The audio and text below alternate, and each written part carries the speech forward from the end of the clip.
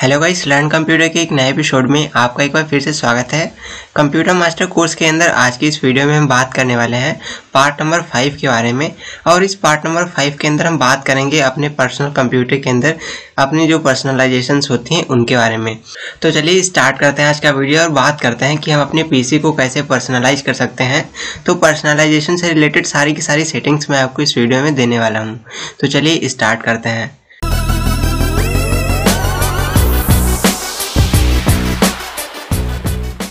तो गाइस सबसे पहले आपको करना क्या है, आपको स्टार्ट मेन्यू पर क्लिक करना है। इसके बाद में यहाँ से आपको सेटिंग्स पर चले आना है। तो जब आप सेटिंग्स को ओपन कर लेते हो तो यहाँ पर आपको एक ऑप्शन दिया जाता है पर्सनलाइजेशंस का। अगर यहाँ पर आपको ऑप्शन नहीं मिलता है तो आप यहाँ पर टाइप करके भी सर्च कर सकते हो। तो जैसे ही मैंने यहाँ पर पर्सनलाइजेशंस लिखा है ना, तो यहाँ पर काफ़ी सारी सेटिंग्स आ गई हैं। बट यहाँ पर अगर आप शो ऑल रिजल्ट पर कर दोगे तो यहाँ पर आपको पर्सनलाइजेशन से रिलेटेड सारी की सारी सेटिंग्स मिल जाएंगी जो कि यहाँ पर आप देख पा रहे हो।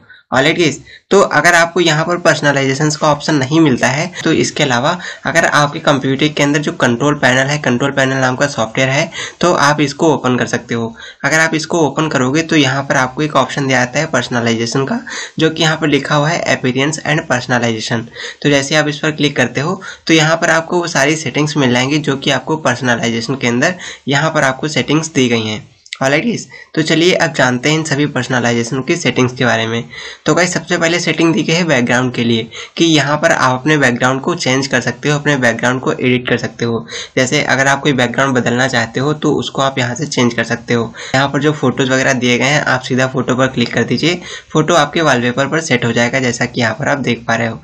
इसके अलावा अगर आपको दूसरा चूज करना है तो दूसरे पर क्लिक कर दीजिए, आपके बैकग्राउंड में वॉलपेपर चेंज हो जाएगा, जैसा कि यहाँ पर आप देख पा रहे हो। तो इस तरीके से आप अपने पीसी को पर्सनलाइज कर सकते हो, उसमें बैकग्राउंड को चेंज कर सकते हो। अब यहाँ पर लिखा हुआ है पिक्चर। अब यहाँ पर अगर आप क्लिक कर देते हो तो यहाँ से आपको 4 फॉर्मेट मिल जाते हैं।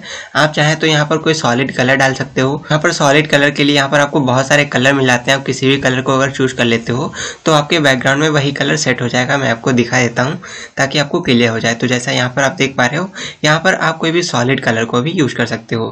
बट मुझे कलर को नहीं रखना है तो इसको मैं कट कर देता हूँ। कलर को चेंज करके मैं यहाँ पर कोई फोटो लगा देता हूँ, कोई वॉलपेपर लगा देता हूँ। इसके अलावा यहाँ पर एक ऑप्शन दिया जाता है स्लाइड शो का। अब अगर आप इस पर क्लिक कर देते हो ना, तो आपका जो वॉलपेपर होता है, जो ये बैकग्राउंड होता है, ये टाइम पर चेंज होता रहेगा, बदलता रहेगा, जैसा कि यहाँ पर आप देख पा रहे हो। तो जब भी आप स्लाइड शो को सिलेक्ट करते हो ना, तो यहाँ पर आपको बहुत सारे ऑप्शंस मिल जाते हैं। यहाँ पर एक ऑप्शन दिया जाता है चेंज एवरी पिक्चर। अब यहाँ पर 30 मिनट दिया गया है। अगर आप इसको कम कर देते हो, अगर आप इसको 1 मिनट कर देते हो, तो ऐसे में क्या होगा, 1 मिनट के बाद में आपका जो ये वॉलपेपर है, आपका जो बैकग्राउंड है, ये 1 मिनट के बाद अपने आप से चेंज हो जाएगा। तो अगर मैं आपको इन सारे के सारे ऑप्शंस को समझाऊं, डिटेल में बताऊं, तो ये वीडियो बहुत बड़ा हो जाएगा। तो इसके लिए मैंने चैनल पर अलग से छोटे छोटे पार्ट कर रखे हैं, जो कि आपको प्लेलिस्ट के अंदर मिल जाएंगे। तो वहां पर जाकर के आप सारी चीज़ों को अच्छे से सेट कर सकते हो, सारी चीज़ों को सीख सकते हो। तो फिलहाल के लिए मैं इसको कट कर देता हूँ, बैक आ जाता हूँ। तो पहली पर्सनलाइजेशन की सेटिंग है जो कि है हमारा बैकग्राउंड, जो कि मैंने आपको अभी बता दिया। इसके अलावा दूसरा एक सेटिंग आता है कलर्स का। तो कलर्स पर क्लिक करने के बाद यहाँ पर क्या होगा, यहाँ पर आपके जो कलर होते हैं ना, आपकी जो विंडो ओपन होती है उसमें जो कलर दिखाई देते हैं, तो उनके लिए यहाँ पर ऑप्शन दिया जाता है। जैसे यहाँ पर जब मैंने पर्सनलाइजेशन को सिलेक्ट किया है तो यहाँ पर आपको देखने को मिल रहा है नीला कलर आपको दिखाई दे रहा है। तो गाइस अब एग्जांपल के लिए यहाँ पर मैं आप कोई भी कलर चूज कर लीजिए। एग्जांपल के लिए मैं येलो कलर सिलेक्ट कर लेता हूँ। तो जैसे मैं येलो पर क्लिक कर दूंगा ना, तो यहाँ पर आप देखेंगे आपका जो कलर है वो येलो हो गया है। इसके अलावा आप जो भी कलर को यहाँ पर सिलेक्ट कर लोगे ना, तो वही कलर यहाँ पर भी चेंज हो जाएगा। यहाँ पर क्यों चेंज हो रहा है, क्योंकि ये जो पोर्शन है पर्सनलाइजेशन का, इसको ये हाईलाइट कर रहा है। तो जैसे मैंने यहाँ से येलो सिलेक्ट किया, अभी मैं इस पर लेके जाऊँगा तो येलो हो जाएगा। यानी कि कोई भी चीज़ को अगर हाईलाइट करना होगा तो येलो में कर देगा। जैसे यहाँ पर येलो है तो येलो में हाईलाइट कर रहा है। तो इस तरीके से यहाँ पर आपको कलर्स के लिए ऑप्शन दिए गए हैं, जो कि मैनुअल है। इसके अलावा यहाँ पर आपको ऑटोमेटिक का एक ऑप्शन दिया जाता है। ऑटोमेटिक पर कर देने से क्या होगा, आपके विंडो में जो डिफ़ॉल्ट ऑप्शन होता है वो यहाँ पर सेट हो जाता है, जैसा कि यहाँ पर आप देख पा रहे हो। अब यहाँ पर क्या होगा, यहाँ पर आपका जो डिफ़ॉल्ट सेटिंग थी, पहले से सेटिंग करी गई है कंप्यूटर की, उसी में कन्वर्ट हो जाएगा। आपको बैकग्राउंड और कलर दोनों चीज़ों को बता दिया है। तीसरी सेटिंग है थीम्स का। तो थीम्स पर क्लिक कर देते हैं। अब थीम्स पर क्लिक करने के बाद यहाँ पर आपको बहुत सारे थीम्स मिल जाएंगे। आप इनमें से जो चाहे उसको सेट कर सकते हो। और इसके अलावा यहाँ पर आपको एक ऑप्शन ऊपर दिया जाता है, यहाँ से आप इन 4 चीज़ों को सेट कर सकते हो। पहला बैकग्राउंड सेट कर सकते हो, दूसरा कलर्स मैंने आपको बता दिया, और तीसरा ऑप्शन दिया गया है आपके कंप्यूटर में जो साउंड सेट होते हैं, जो डिफ़ॉल्ट साउंड होते हैं, जैसे मैसेज आने पर या कुछ भी डेटा को डिलीट करने पर या फिर स्पीकर बढ़ाने पर। तो आपको ये जो सारे साउंड होते हैं वो आप यहाँ से सेट कर सकते हो। अगर आप अपने कर्सर को कन्वर्ट करना चाहते हो तो कर्सर को भी कन्वर्ट कर सकते हो। तो कर्सर को कैसे कन्वर्ट करते हैं, इस पर तो मैंने डेडिकेटेड वीडियो कर रखा है, आपको प्लेलिस्ट के अंदर मिल जाएगा, उसको देख करके आप कर्सर को कन्वर्ट करना भी सीख सकते हो। तो गाइस यहाँ से आप किसी भी थीम को सिलेक्ट कर सकते हो अपने कंप्यूटर के लिए। इसके बाद में बात करते हैं अगली थीम के बारे में। तो यहाँ पर अगली थीम दी गई है डायनेमिक लाइटिंग का। अब अगर आप इस पर क्लिक कर देते हो तो यहाँ से आप क्या कर सकते हो, तो गाइस यहाँ पर आपको जो डायनेमिक लाइटिंग का ऑप्शन दिया गया है ना, ये कुछ कंप्यूटर्स में काम नहीं करता है और कुछ में काम करता है, लेकिन जो हमारा लैपटॉप है इसके अंदर काम नहीं करती, तो इसके बारे में हम आपको ज़्यादा नहीं बता सकते हैं। चलिए दूसरी सेटिंग के बारे में बात कर लेते हैं। तो दूसरी सेटिंग यहाँ पर आपको दी गई है लॉक स्क्रीन का।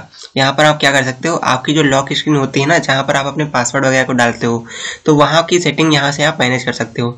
जैसे जब आप अपने कंप्यूटर पर पासवर्ड वगैरह डालते हो ना, कंप्यूटर को चालू करते हो, तो उसके बाद वहाँ पे पासवर्ड डालने के लिए एक यूजर इंटरफेस आता है। तो वहाँ पर आपको जो वॉलपेपर दिखाई देता है, जो बैकग्राउंड दिखाई देता है, तो उस बैकग्राउंड को आप यहाँ से चेंज कर सकते हो। अगर आप चेंज करना चाहें तो आप उसको भी चेंज कर सकते हो, अगर आप चेंज नहीं करना चाहें तो आप उसको पड़ा रहने दे सकते हैं। इसके अलावा यहाँ से आप क्या कर सकते हो, यहाँ पर आप पिक्चर सेट कर सकते हो, इसके अलावा कोई स्लाइड शो डाल सकते हो। इसके अलावा आप विंडोज स्पॉटलाइट सिलेक्ट कर सकते हो, जो कि हमारा बाय डिफॉल्ट होता है। इसके अलावा अगर आप चाहते हो कि यहाँ पर आपको कोई आपका अपना फोटो दिखाई दे, तो उसके लिए आप यहाँ से ब्राउज फोटो में जा सकते हैं और उसके बाद में उस फोटो को इंपोर्ट कर सकते हैं, जिस फोटो को आप वहाँ पर दिखाना चाहते हो। तो इसके लिए पिक्चर्स में जा करके आप अपने फोटो को चूज कर सकते हो और अपने फोटो को सिलेक्ट कर सकते हो अपने बैकग्राउंड के लिए। ऑलरेडी इसके अलावा गाइस यहाँ पर आपको और भी ऑप्शन दिए जाते हैं, जैसे लॉक स्क्रीन स्टेटस का। तो जब आप अपने कंप्यूटर को स्टार्ट करते हो तो वहाँ पर आपको जो लॉक स्क्रीन दिखाई देती है ना, जहाँ पर पासवर्ड वगैरह लगाते हो, तो वहाँ पर आप किन किन चीज़ों को शो करना चाहते हो उसके बारे में यहाँ पर आपको सेटिंग दी गई है। जैसे यहाँ पर कैलेंडर सिलेक्ट है, तो इसका मतलब ये है कि जब हम कंप्यूटर को चालू करेंगे तो लॉक स्क्रीन जब आएगी तो वहाँ पर आपको कैलेंडर दिखाई देगा, यानी कि डेट और टाइम दिखाई देगा। और इसके अलावा यहाँ पर आप क्या कर सकते हो, आप मेल बटन को भी ऐड कर सकते हो। ऑलरेडी तो इस तरीके से आप दो बटनों को ऐड कर सकते हो। तो गाइस यहाँ पर एक सेटिंग दी गई है show the lock screen background, यानी कि आपका जो लॉक स्क्रीन वाला बैकग्राउंड होता है उस पिक्चर को आप साइन इन स्क्रीन पर भी लाना चाहते हो, तो उसके लिए आप इस सेटिंग को ऑन कर सकते हो। तो कुछ इस तरीके से हमारी लॉक स्क्रीन की सेटिंग्स हैं, आप इसको भी सेट कर सकते हो। अगर मैं आपको सारी चीज़ों को बहुत डिटेल्स में बताऊँ तो ये वीडियो बहुत बड़ा हो जाएगा और ज़्यादा बड़े वीडियोस देखना कोई पसंद नहीं करता है, आपको भी पता है, मुझे भी पता है। इसके अलावा बात करते हैं अगली सेटिंग के बारे में। तो अगली सेटिंग यहाँ पर दी गई है टेक्स्ट इनपुट के लिए। अब यहाँ पर टेक्स्ट इनपुट में क्या होता है, तो गाइस इस वाली सेटिंग के अंदर आप क्या कर सकते हो, यहाँ पर लिखा हुआ है choose a theme for touch keyboard, यानी कि जो हमारा टच कीबोर्ड होता है ना, जिसे हम ऑन स्क्रीन कीबोर्ड बोलते हैं, और जब भी हम वॉइस टाइपिंग करते हैं तो वहाँ पर आप अपने कीबोर्ड को कस्टमाइज करने के लिए ये ऑप्शन दिए गए हैं। अगर आप इनको सिलेक्ट कर लेते हो तो आपका जो टच कीबोर्ड होता है ना, उसका कलर यहाँ से आप चेंज कर सकते हो। ऑलरेडी अब यहाँ पर मैं कीबोर्ड को ओपन कर लेता हूँ, उसके बाद मैं आपको थोड़ा सा दिखा देता हूँ। तो मैं कीबोर्ड को ओपन कर लेता हूँ और इसके बाद इस सेटिंग को नीचे आ जाता हूँ।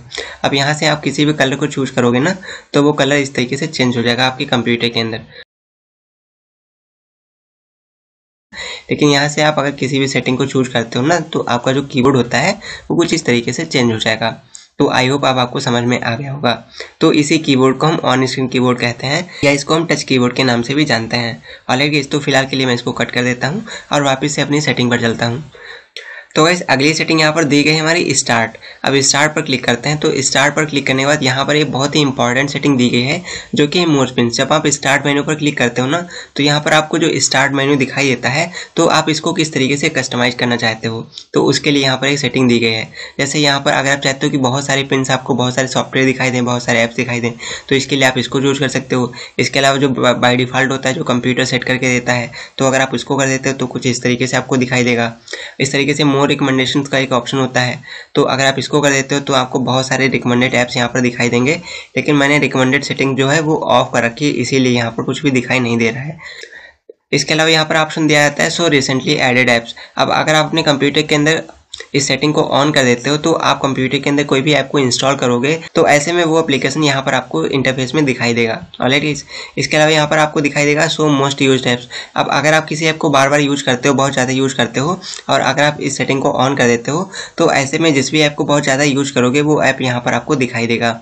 ऑलरेडी इसके अलावा यहाँ पर आपको एक ऑप्शन दिया जाता है so recently open item in start, यानी कि आप किसी भी ऐप को स्टार्ट कर रहे हो, किसी भी ऐप को यूज कर रहे हो, तो ऐसे में अगर आप इस सेटिंग को ऑन करके यूज करते हो, तो ऐसे में आप जिन भी ऐप्स को यूज करोगे ना, वो आपको यहाँ पर दिखाई देंगे सारे के सारे।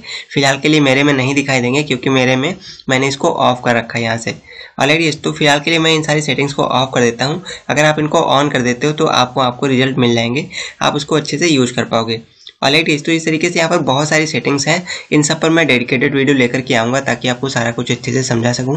चलिए अगली सेटिंग के बारे में बात करते हैं। अगली सेटिंग यहाँ पर दिखा है टास्क बार की सेटिंग। तो चलिए टास्क बार के बारे में जानते हैं। तो आपको पता है टास्क बार किसे कहते हैं? टास्क बार इस वाली पट्टी को कहते हैं, इसे, ये जो पट्टी देख रहे हो ना, इसे टास्क बार कहते हैं। तो यहाँ पर एक ऑप्शन दिया गया है सर्च का, तो मैंने इसको हाइड कर रखा है। अगर मैं इसको अनहाइड कर दूंगा ना, तो ऐसे में क्या होगा, जो हमारा सर्च आइकन यहाँ पर आ जाएगा।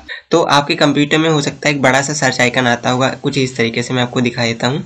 तो यहाँ पर क्लिक करने के बाद यहाँ पर एक सर्च बॉक्स ऐसा आता है, इस तरीके से। आपके कंप्यूटर में हो सकता है कुछ इस तरीके से आता हो, या आपके कंप्यूटर में हो सकता है तो कुछ इस तरीके से आता हो। तो इस तरीके से आप अपने कंप्यूटर के अंदर सर्च आइकन को यूज कर सकते हो, या चाहे तो उसको आप हाइड भी कर सकते हो। मैं हाइड रखता हूँ क्योंकि मुझे यूज करने की ज़रूरत नहीं पड़ती है।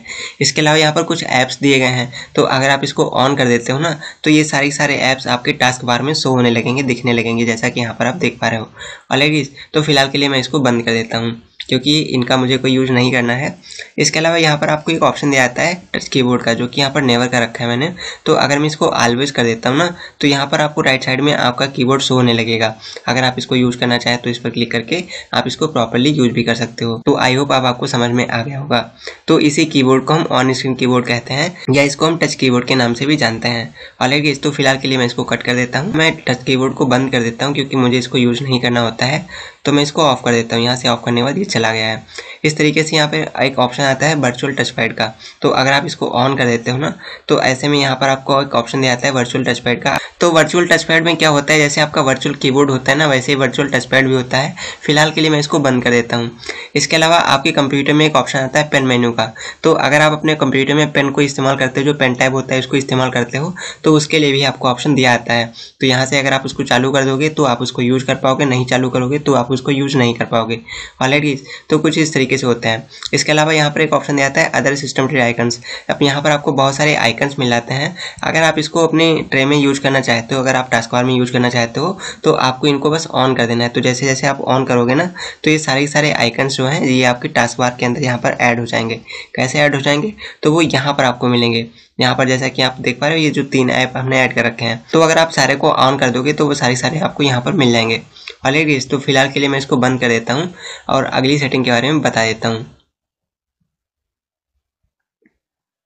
इसके अलावा गाइस आपको एक ऑप्शन मिल जाता है टास्क बार बिहेवियर का। तो चलिए इसके बारे में जान लेते हैं थोड़ा सा। तो यहाँ पर आपको कुछ सेटिंग दी गई है, जैसा कि यहाँ पर एक सेटिंग दी गई है टास्क बार अलाइनमेंट का, यानी कि आपके जो ऐप्स हैं आप इनको कहाँ पर अलाइन करना चाहते हो, कहाँ पर सेट करना चाहते हो। आपने कई कंप्यूटर्स में देखा होगा ये सारे ऐप्स आपके बीचों बीच से स्टार्ट हो जाते हैं। तो यहाँ पर आपको एक ऑप्शन दिया जाता है सेंटर का। आप इस पर क्लिक करोगे, सेंटर पर आ जाओगे, तो आपके सारे के सारे ऐप वहाँ से हट करके यहाँ सेंटर में आ जाएंगे। इस तरीके से आप उसको सेंटर में ला सकते हो, लेकिन मैं उसको लेफ्ट साइड में ही रखता हूँ क्योंकि मुझे उधर चलाने में ज़्यादा मजा आता है। इसके अलावा यहाँ पर ऑप्शन दिया जाता है automatically hide the task bar. अगर आप इसको क्लिक कर देते हो, ऑन कर देते हो, तो ऐसे में आपका जो टास्क बार है वो अपने आप से गायब हो जाएगा। और जैसे आप अपने एरो को नीचे लेकर के आओगे, अपना टास्क बार फिर से ऊपर आ जाएगा। तो जैसे मैं एरो को नीचे लेकर के आता हूँ, हमारा टास्क बार फिर से आ जाता है, ऊपर लेके आता हूँ, फिर से चला जाता है।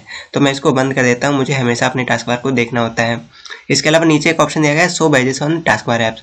अब आपके टास्क बार में जो ऐप आप यूज करते हो उस पर अगर कोई नोटिफिकेशन आती है, एग्जांपल के यहाँ पर मैं व्हाट्सएप को ऐड कर लेता है, तो व्हाट्सएप पर अगर किसी का मैसेज आता तो यहाँ पर एक छोटा सा बिंदु बनकर के आ जाता है, जैसा कि आपके स्मार्टफोन्स में आता है।